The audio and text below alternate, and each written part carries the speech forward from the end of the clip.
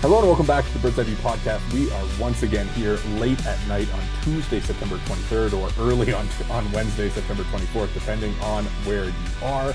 And we are here because the Toronto Blue Jays are once again making a ton of news. I'm your host, Zach Worden, joined as always by Jori Negin-Shecter.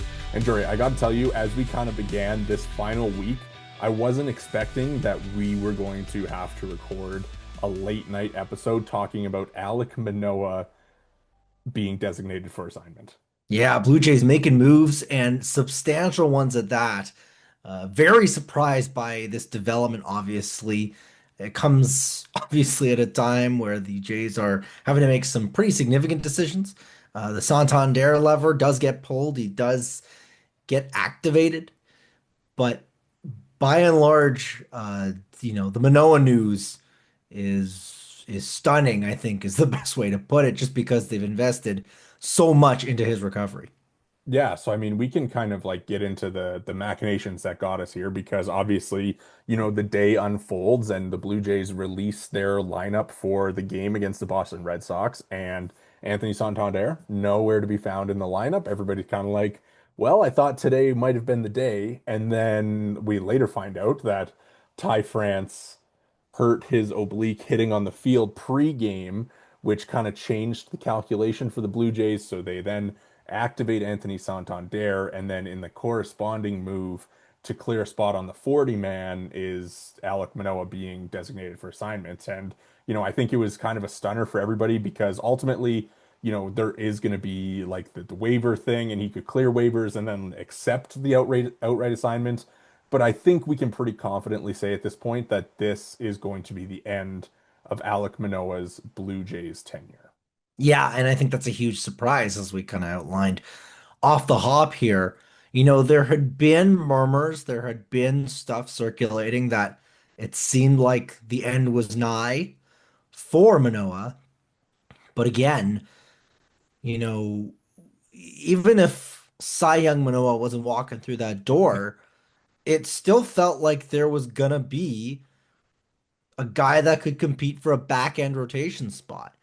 And first of all, it speaks to the completely changed Blue Jays rotation and its depth. There's just so much more in the system. There's just so much more stuff that's compelling.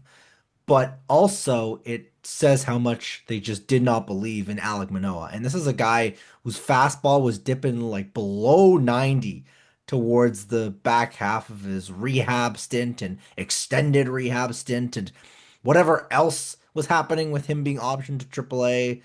This is kind of the end of the road for him potentially as a starter even, dare I say. Like this is a hell of an indictment, and they can't trade him. So we'll see who claims him. The Braves have been very active on the waiver wire. They've already been linked to him, although not an Alex Anthopoulos guy, so not necessarily a guarantee. But there's a chance he just passes right through waivers and ends up a free agent and has to gauge the market and look for a minor league deal. And I think that obviously to have said that, 3 years ago would have been stunning. But even to have said that a year and a half ago, I think would have similarly been a big surprise. Yeah, I think we can definitely get into like the fall from grace because, there's like just an insane track record here.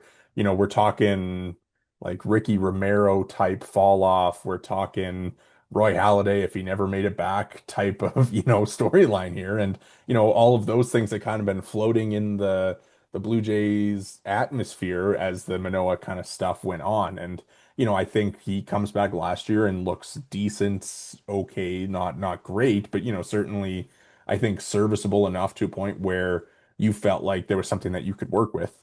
And then obviously the Tommy John happens kind of at probably the worst time possible for him. And the rehab hasn't gone great. And but before we really kind of dig into like how we got here, I want to kind of start with like what, the decision kind of going forward because obviously, the Blue Jays would have had to pay him about 2.2 million in ARB this year. And, obviously they make the decision that they don't want to do that. And you look at Obviously there's like a 40-man crunch kind of on its way, not super on its way, but kind of on they're going to have to make some decisions around some of the Rule 5 guys and all that, so you clear up a spot that way.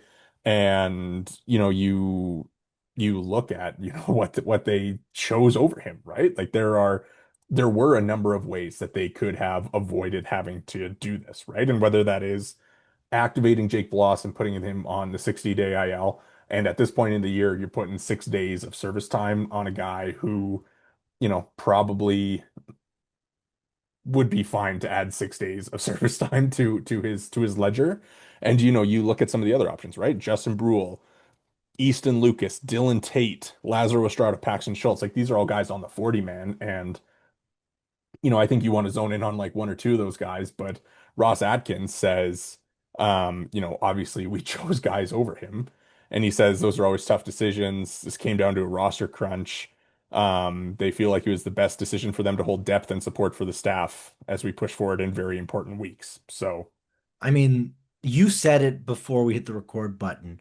If Easton Lucas makes a single postseason appearance for the Blue Jays, something has gone completely off the rails. With that said, I get it. I would be more confident with Easton Lucas pitching in a playoff game than Alek Manoah, but neither of those but guys were going to. just that It's statement, right? Yeah. Like, So it tells you because this is basically the Jays, like you said, making a non-tender decision before a non-tender decision was made.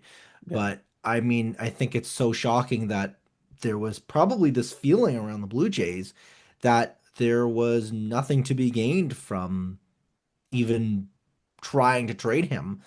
What could you possibly have gotten for him? Yeah. And they're not going to be able to trade him now, obviously. The deadline is Do, passed. I do mean, you remember the off season of, I guess it would have been the Shohei off season, right? And there were, it was Manoah kind of coming off his down year or whatever, and there were the Juan Soto sweepstakes. And it was the Jays were kind of in the mix, and it was like they wanted Manoah and Tiedemann. there's no such thing as a pitching prospect.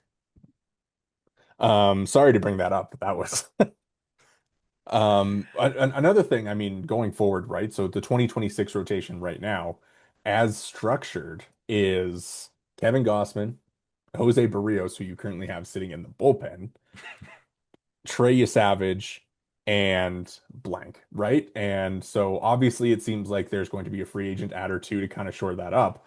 But now when you're looking at the depth options behind that, you kind of thought Manoah would be on the periphery of that conversation, kind of a number six, number five guy, working back to being that, right? So, and as they go into next year, it seems like it just opens up even more question marks, right? Bowden Francis is Kind of in the probably same boat, going to be in the right? same Like boat, but you would imagine that there's a little more runway. Well, actually, it's interesting that you bring up the point about next year's rotation. We had talked about the fact that the Jays need two starters, but are probably only going to get one. And all of a sudden, again, it kind of points you in the direction, leads you to believe that maybe this is a team that goes after two starters in free yeah. agency.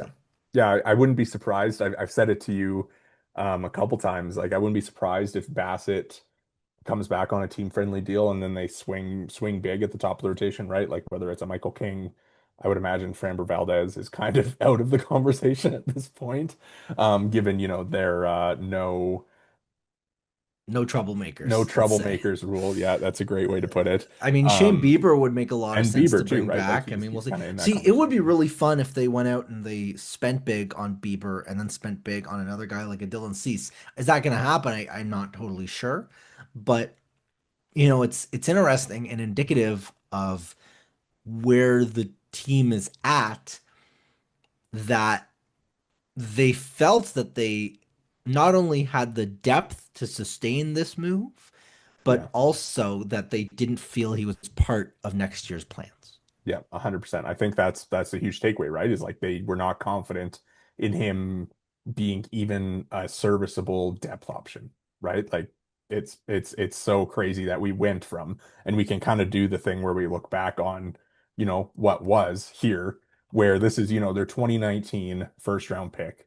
and dude shoots through the minors. Like, not quite like Trey Savage, but like he's in the majors in 2021, a huge part of their rotation, pushing towards the postseason that year.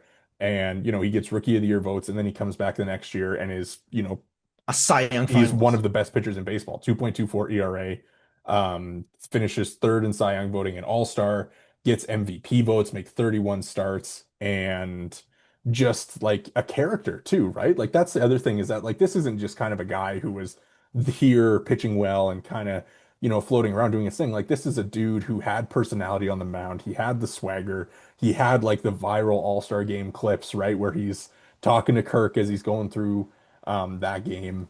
And like this was a significant figure in the Blue Jays' future.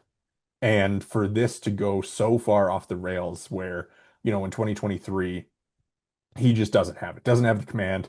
Seems like there's just a million things off, and they have to send him down, and he has to, kind of go on like this soul searching journey to find his way back in 2024, where he comes back, gives like 5 starts with mixed results. The ERA is good, but kind of all the peripherals aren't quite there. And then Tommy John, and then he has this year where he just like, he Doesn't he have it. he gets back to AAA, but it just didn't seem like he was really in there when you watch his starts. The command wasn't great. Obviously, you already mentioned the velo. When you look at it, I mean, his sinker averaged 91 miles per hour in AAA. And it And was touching at his best, like it was up at yeah, 95. well, yeah, well, like when he was at his peak, right? Like in 22 and 2020, yeah, 22. So, when you look and even when you watch the starts, right? Like the velo would drop off later in starts and he'd be throwing I think, there's a couple times where he was throwing fastballs at like 80, 88, 89, and it was registering as changeups because it was similar to his changeup as well, right? So, you know, it's just crazy that we got to this point. Totally shocking. Totally shocking. It's one of the what a season for, you know, once if you had built out a Blue Jays 2027 roster 3 years ago, Alek Manoah and Aurelvis Martinez would have featured prominently on that list. Bowden Francis would have, and who knows how he factors in. Kevin Biggio would have. That's going back to last year. But needless to say, best laid plans.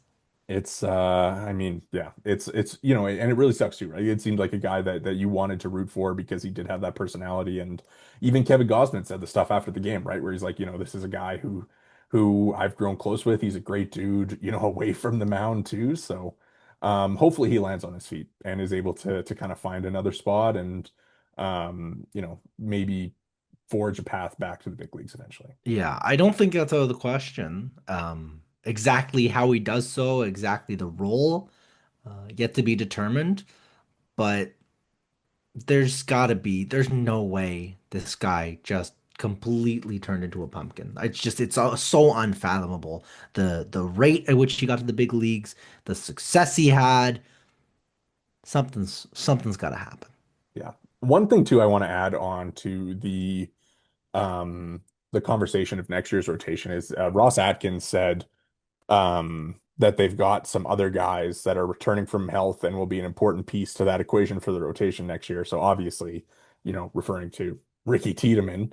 And I think Chad Dallas also features into that conversation. I think if you like really get into it, I think that Gage Stanifer is kind of on the outside of that looking in, where if he has a strong start at AA, we're talking about him as kind of a mid-season option if everything goes right there. And then, of course, Jake Bloss will also be back around then. Adam Macko kind of features in. So I think, part of this move is the credit to them as like how they've done a good job of, and we've talked about it so much And of kind were of even able to restoring trade this guys pitching. away, Yeah, right? Like exactly. they really built this nice little well of pitching. Yeah. So we'll see. As for Alek Manoah, thank you for your service. And So long, happy trails, and my goodness, what a stunning, stunning turn of events. This episode of the Bird's Eye View podcast is brought to you by BioSteel. Use code Bird's Eye View at checkout for 20% off your order at biosteel.ca. Again, that's code Bird's Eye View at checkout for 20% off your order. For all your high performance hydration needs, Visit biosteel.ca. Thank you again to BioSteel for sponsoring today's episode. Let's move on to, I mean, like, the thing that kind of pushed this forward, and that is, of course, Anthony Santander returning to the lineup. Obviously, we don't see him play today, but he is officially back on the roster.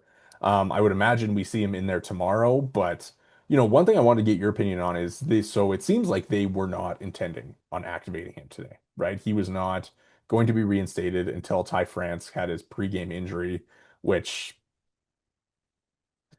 sure, we'll we'll we'll we'll go with that happening. But I mean, what did you kind of think of like them? Even Schneider gave the quotes pregame where he really wasn't. He was not committing to Santander like being ready to compete. Yeah, I mean, even you sent another message about Blair and Barker talking before the game, and it didn't sound like there was a lot of confidence throughout the Jays organization in terms of if he could contribute to this team. And there's just not enough runway for them to be indecisive. So it kind of felt like they were closing the door without closing the door in case something like this, went down. And I don't know exactly why they would choose to do this in terms of the France stuff. Did he actually really suffer a substantial injury? Is this going to impact his ability or his availability rather for the postseason? I doubt it, but I just think it's so peculiar, I guess, the whole thing kind of around it. And I don't necessarily disagree. We had a couple moments in AAA, obviously a couple homers, but by no means was he tearing the cover off the ball. And to have him come back, I get it. I still don't know exactly where he fits. Yeah. And, at that, we'll also see how he fits if Bo Bichette is part of the picture as well, which is another pretty large looming question. It's a hell of a puzzle to put together. It's like a 5,000 piece puzzle that they got to figure out every scenario for. Before the game, Schneider says every day right now is kind of important in terms of his recovery, his build up, and not just physically. I think he's checked every box in terms of his physical status right now with the rehab games, but just wanting to get his thoughts on where he was, his timing, his rhythm at the plate overall game. So, not exactly a complete vote of confidence that he was ready to be activated, but it's interesting to me that, they had seemingly made this decision to not activate him, and then France gets hurt before the game, and they immediately have him ready to go. You know, Yeah, I like guess I guess it doesn't really matter because he didn't end up playing in the game. Um, but he's going to be in for a hell of a test tomorrow if he's in the lineup against Garrett Crochet. well, I mean, that's the other thing, right? Is to have him up and not even use him. I feel like that tells you a lot as well, given that you could have pinch hit him in a eighth inning spot when they're down late. Well, I There mean, were opportunities. Loperfido pinch hit for Schneider in the eighth, and IKF pinch hit for Jimenez in the ninth. Like that kind of tells you exactly where they're at with him. It's interesting. I mean, he was getting ready. It looked like they were going to pinch hit him at one point, and then they just they didn't make it through the inning, so he didn't end up hitting. But it's really interesting. Obviously, this kind of ties into, I think, the overall kind of panic level around the team right now, where the AL East division lead is down to one after. Did you see the end of the game at that White Sox game? I mean, they had Did it you and see they the walk-off hit? absolutely. Well, I honestly I didn't catch the hit, but I did So catch okay, it so was so it you're was you're first gonna and be third, you're gonna be and so Brandon mad. Eisert's up, I and he want steals the pitch, and it yeah. blows he had him, he No, no, had no, no. him. So I want you right now to pull up on your phone the Yankees walk-off hit, and I'll keep talking as you do this, but your reaction to what Michael A. Taylor does in center field on the walk-off hit, I need to see it live. Um, but I'll continue as you kind of pull it up here. Yeah, Santander just kind of plays into this. where they need to win games now. The division lead is only up to one. The magic number stays at four, and the Yankees have the easiest schedule in baseball. They have two more against the White Sox. They have three more Oh against the my Orioles. God. Yeah, there it is. So Brother, he could have caught that like pretty easily. brother, dive, make a play. I don't even think he needed to dive. I think he could have He just ran just in and he caught that. just he just eases up for no reason. Yeah, yeah. You're Michael A. Taylor. What are you doing?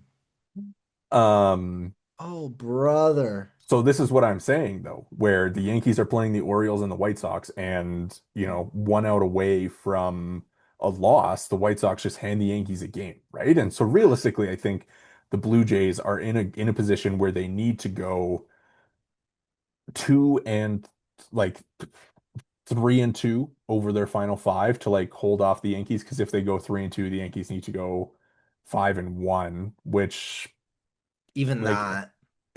I could see them, or I guess it's 4-1 now. I think 4-1 is kind of reasonable for them. But the other thing they did is they moved up Fried and Rodon to kind of set them up for the wild card, which kind of makes, I mean, it makes sense, right? Like you kind of they're not in the driver's seat right now, so you want to kind of set yourself up for your most likely scenario. But um, this is a situation where if things come down to the wire, last day of the regular season or whatever, um, that's like worst case scenario for every team because if you're the Blue Jays, you don't want to waste your pitching. If you don't want to waste it for a potential wild card, you don't want to play the wild card. So how do you kind of handle all of that? Man, they're really making them sweat. They really gotta get going. Like the panicometer or the concernometer or the level of concern or the freakouts or I don't know which one to put it at, but after today, it's probably at a 7 or 8 out of 10. And the only universe because I don't really know how the Yankees are gonna lose more than one more game. And if that's the case, if the Yankees go 4-1, the Jays got to go bar for bar with them. And you've got Garrett Crochet coming up. Who knows if you're going to win that? Then you got to win out. Yeah, so I mean the scenarios as we sit here late on this evening, if the Yankees go 4-1, they win the division. If the Blue Jays go 2-3. So you kind of got to win three games, I think. You got to make the Yankees be perfect, I would say, at this point. Yeah, and I mean, would it shock if the Yankees were perfect? Well, the Orioles and White Sox certainly It's who you want. won't put up too much of a fight. The Orioles, I believe, have Trevor Rogers and Bradish lined up for the weekend, so that's a There's a bonus. chance the Jays get some help. They both threw really well against the Yankees last week. But I think again, seeing what the White Sox did tonight, like asking those teams to do something that they really haven't all season is not a position that you want to be in. And for the Jays, luckily, they still control their own destiny, right? Like they're one game up. They have the tiebreaker. They did enough work early in the season to have the advantage going forward here.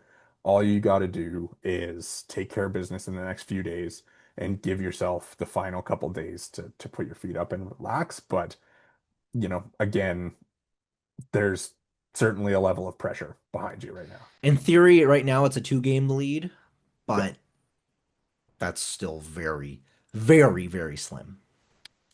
It's gonna be a heck of a finish. I mean, the Crochet Scherzer start tomorrow is one of the most important games of the year, I think, especially for Scherzer. Scherzer coming off This that. is this is his playoff game. I mean, it's a playoff edition, but it in essence should be like a playoff level atmosphere as they, kind of try and hold off this thing. And, he's gonna have to match up with Crochet. And I know Crochet has been kind of, not the same pitcher recently.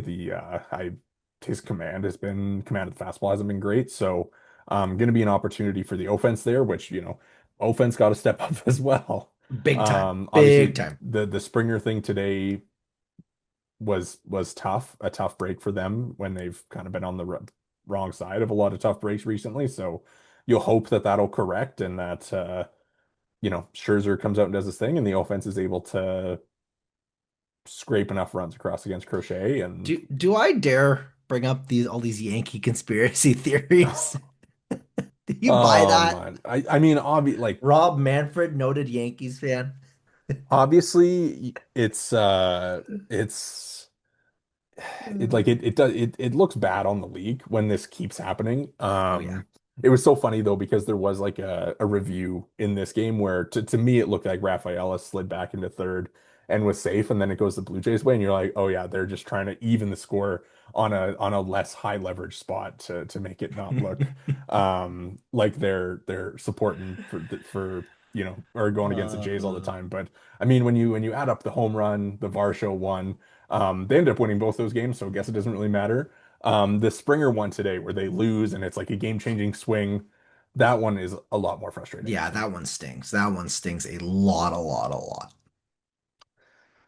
Well, you got any other thoughts about where they are? Obviously, we kind of laid it out. You gotta take care of business against this Red Sox team. You gotta kind of hold serve at home field at the Rogers Center, which they've kind of done all year. And certainly some help from the White Sox or Orioles wouldn't hurt, but I don't think that you can kind of sit there relying. No, can't bank on that. Going to be a busy week for the Blue Jays. Going to be a busy week for us too. We got a lot of stuff coming up, coming down the pipeline. So definitely keep an eye out for that stuff. But this is going to be a heck of a stretch for everybody right now, and could get a little hairy. Regardless, at the end of the day, they are in, and I think you want the wild card or you want the bye, you want the AL East. Worst case scenario right now, they're hosting a wild card series, which would suck when you look at it, especially the way that the season has unfolded, for it to kind of end that way. But they've certainly got some They stuff. control their Yes, destiny. yes, they can very easily kind of reverse this, and I would imagine that they do so. They've been gonna say it again. They've been resilient all year, so I would imagine that continues. Yeah, that's been the word, and it would be a good time for that kind of stuff. All right. Well, we are going to run. That is going to do it for us here tonight on the Bird's Eye View podcast. Make sure to hit the subscribe and like buttons if you're watching on YouTube. You can find us there at the Bird's Eye View pod. If you're listening along on the audio provider of your choice, make sure to drop a follow and review. You can follow us all on Twitter. I am at Worden_Zach. Jory is at Jori Negin-Shecter, and the pod is at BEV_pod. Thanks so much for listening and enjoy the games this week.